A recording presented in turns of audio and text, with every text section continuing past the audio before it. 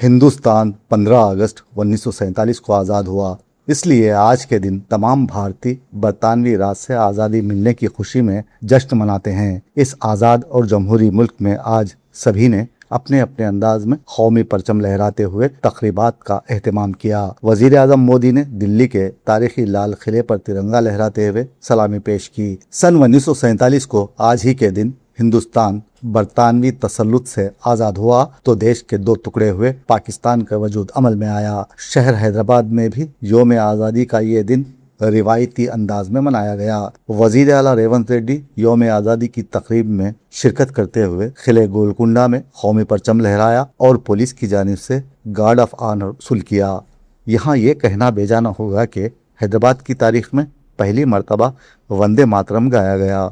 मुख्तलिफ मुकामात पर सरकर्दा शख्सियतों ने यौम आज़ादी की तकरीबात में शिरकत की। टोरी चौकी नीरजा कॉलोनी में माहिर माशियात डॉक्टर यूसुफ मुल्ला की सदारत में यौम आज़ादी तकरीब का इनेकाद अमल में लाया गया, जिसमें मुकामी अफराद की कसीर तादाद ने शिरकत की। इस मौके पर यूसुफ मुल्ला ने आज़ादी के लफ्जी मानों को सहल अंदाज में समझाने की कोशिश की। उन्होंने कहा कि सन 1947 में बरतानवी राज से आज़ादी का मतलब आज़ादी जुल्म से, ज़ियादती से, नाइंसाफ़ी से, जबर से और फस्तायत से था, जिसे हासिल करने के लिए हमारे बुजुर्गों ने अपना लहू बहाया, अपनी जान, माल और घरों को लुटा दिया। माओं ने अपने शीरख्वार नौमौलूद बच्चे कुर्बान किए, तब जाकर हम आज़ादी जैसी नेमत को पाने में कामयाब हुए। ख्वाजा मुहियुद्दीन ने अपने खिताब में बताया कि 15 अगस्त 1947 का दिन हम सब के लिए तारीखी अहमियत का हामिल दिन माना जाता है।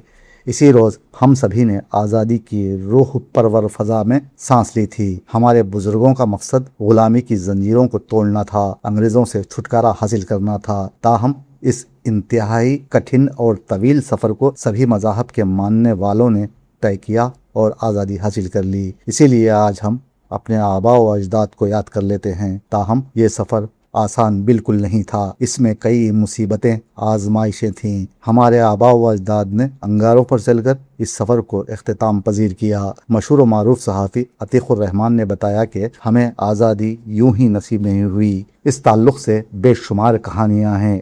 तल्ख़ सच्चाई है जो इस बात की गवाह है कि हमारे अपनों ने माजी में इंतहाई दुश्वार कुन राहों से गुज़रते हुए हमें आज़ादी की नवीद सुनाई। आज हम पुरसुकून होकर इस देश में अपनी ज़िंदगी गुजार रहे हैं। ये हमारे आबा व अजदाद की लाजवाल कुर्बानियों का नतीजा है। पैगाम टीवी व अवाम टीवी के एडिटर यम वाजिद ने कहा कि आज हमारे देश के जो हालात हैं वो हमें दावत फ़िक्र देते हैं, कौम की इस्लाह की याद दहानी करवाते हैं, मगर हम तवज्जो नहीं देते। कुछ तराने गुनगुनाए जाते हैं, झंडियाँ लहराई जाती हैं, कुछ तकरीरें होती हैं। इस तरह आज़ादी का ये दिन हर साल गुजर जाता है और आज का दिन भी गुजर जाएगा। यहाँ हमें सबक सीखने की ज़रूरत है। हम सरकारी स्कीमात से वाकिफ़ नहीं, इसीलिए हमने समाज को कौमी धारे में शामिल करने के लिए उनकी माशी और तालीमी पसमानदगी को दूर करने की कोशिश के सिलसिले में अवाम टीवी का आगाज़ किया है। हमारे अपने लोग वक्फ यानी अल्लाह की ज़मीनों पर काबिज़ हैं, जिससे हम नावाकिफ़ हैं, यानी हम बहुत ज़्यादा मज़लूम हैं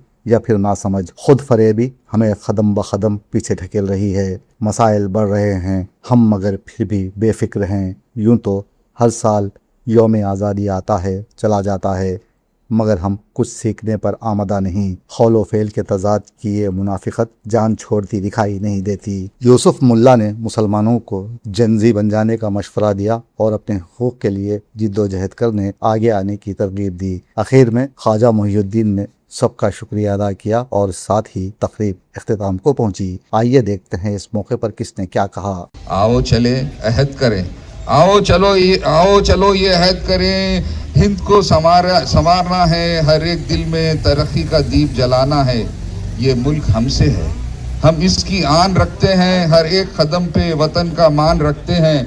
ये मुल्क हमसे है, हम इसकी आन रखते हैं, हर एक कदम पे वतन का मान रखते हैं। जो आज़ादी मिली उसको अमानत समझ कर रखो, जो आज़ादी मिली उसको अमानत समझ कर रखो, नई नस्लों के लिए हिंद को बुलंद रखो। मक्ता पेश करता हूँ, आखिरी बंद है ये। खलील खाके वतन मेरी पहचान रहे, खलील खाके वतन मेरी पहचान रहे, دفن ہو کر اس مٹی میں میرا نشان رہے. خلیل خاک وطن میرا پہچان رہے, دفن ہو کر اس مٹی میں میرا نشان رہے. آؤ چلو یہ عہد کرے, ہند کو سنوارنا ہے, ہر ایک دل میں ترقی کا دیپ جلانا ہے. یہ ملک ہم سے ہے, ہم اس کی آن رکھتے ہیں, ہر ایک قدم پہ وطن کی مان رکھتے ہیں. یہ خاک وطن, یہ خاک ہند ہے, رنگ رنگ میں اس کی خوشبو ہے, اس زمین سے میری ہستی کی آبرو ہے. خلیل خاک وطن میری پہچان رہے, دفن ہو کر اس مٹی میں میرا نشان رہے. مذہبی اور سماجی اور نیشنل ڈیوٹی سمجھ کر اس کو کریں. جب تک تعاون نہیں رہے گا, ہم اسی طرح صرف واٹس ایپ میں بنے رہ گئے ہیں. ہمارے مسائل واٹس ایپ سے کوئی حل ہونے والے نہیں ہیں. اس کے لیے نمائندگی چاہیے, اس کے لیے ریپریزنٹیشن چاہیے, اس کے لیے ڈپارٹمنٹس کے چکر کاٹنے پڑتے ہیں. تو اب میں چاہتا ہوں, اور صدر صاحب سے میری ایک آخری خواہش بھی رہی کہ سارے لوگوں کا بہت سارا اصرار یہ رہا ہے کہ کمیٹی میں کچھ چینجز آئیں, تو ایک آپ مناسب وقت دیکھیں. I would like to request him to make it out so that to reach each and every citizen and every resident of this colony, so that whatever their grievances are there are met in a proper and rightly manner. آج کا دن بہت عظیم دن ہے, ہم لوگ پورے مل کے جو ہے اس کو مناتے ہیں. مختصر یہ ہے کہ کالونی کے مسائل کے بارے میں ہم جو ہے یکجہتی کا مظاہرہ کرتے ہوئے اس کی ڈیولپمنٹ کے لیے اور اس کے مسائل کے لیے ہم آگے بڑھ کے ایک دوسرے سے ہاتھ میں ہاتھ ملائے ہوئے معاملات کو جو ہے حل کر سکتے ہیں. کالونی میں بے شمار مسائل ہیں, دن بہ دن اضافہ ہوتے جاتا ہے. جو ہے کرنٹ کا مسئلہ ہے, لائٹ کا مسئلہ ہے, اور پانی کا مسئلہ ہے, اور جو ہے نا صفائی کا مسئلہ ہے. اور یہ سب ساری چیزیں جو ہے نا لے نمبر 1, لے نمبر 2, لے نمبر 3, لے نمبر 4, 5 تک جو ہے نا محدود ہے.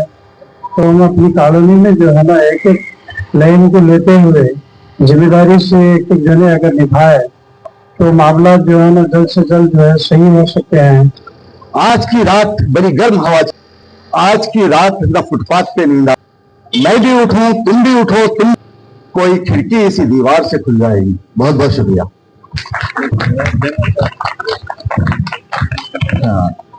ہمارے واجد صاحب کا اور ایک وہ تھا کہ اوقاف کو کیسا اس کو چکا. یہ اوقاف جو ہے ایک آج کل کے اس میں جو ہے ہم نے دیکھا,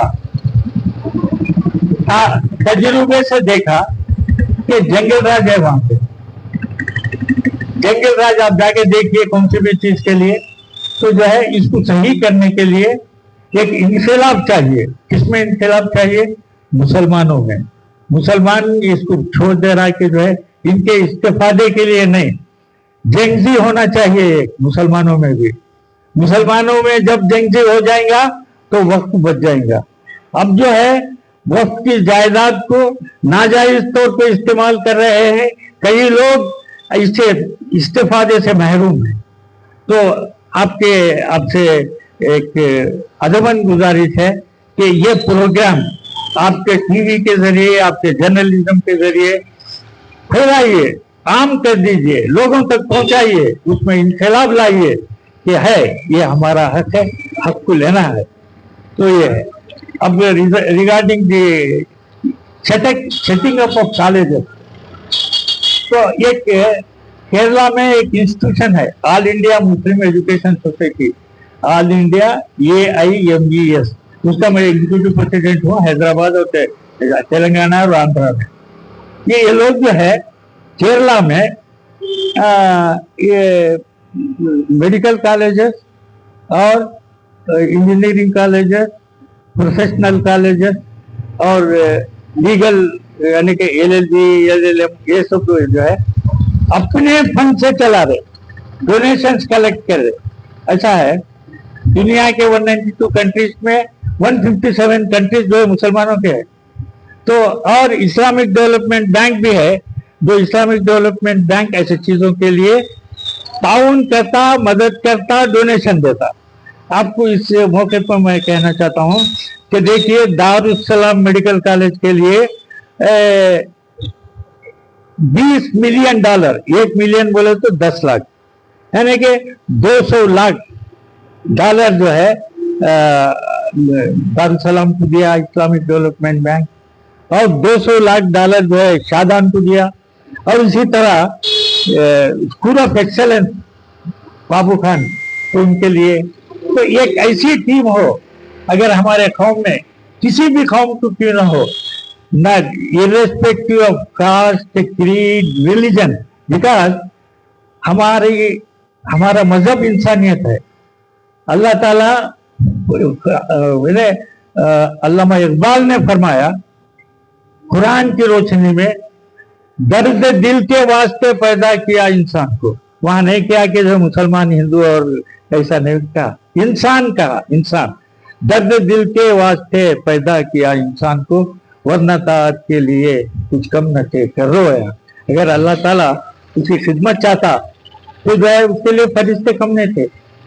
ये दुनिया खुद जो है एक गम का मजमुआ है। दुनिया जो है गम रहा जब तक के दम में दम रहा, गम रहा जब तक के दम में दम रहा, गम के जाने का, दम के जाने का अब हमें ना गम रहा। है ना, जब तक इंसान जिंदा है तब तक जो है उसके साथ गम लगा हुआ है। तो उसको जो है दूर करने के लिए क्या चाहिए? अज़्म। अज़्म कैसा होना चाहिए? अज़्म मुहकम हो तो बलाएं होती हैं पसपा। अज़्म यानी डिटर्मिनेशन रहा तो बलाएं होती हैं पसपा। कितने तूफान पलट देता है साहिल तन्हा।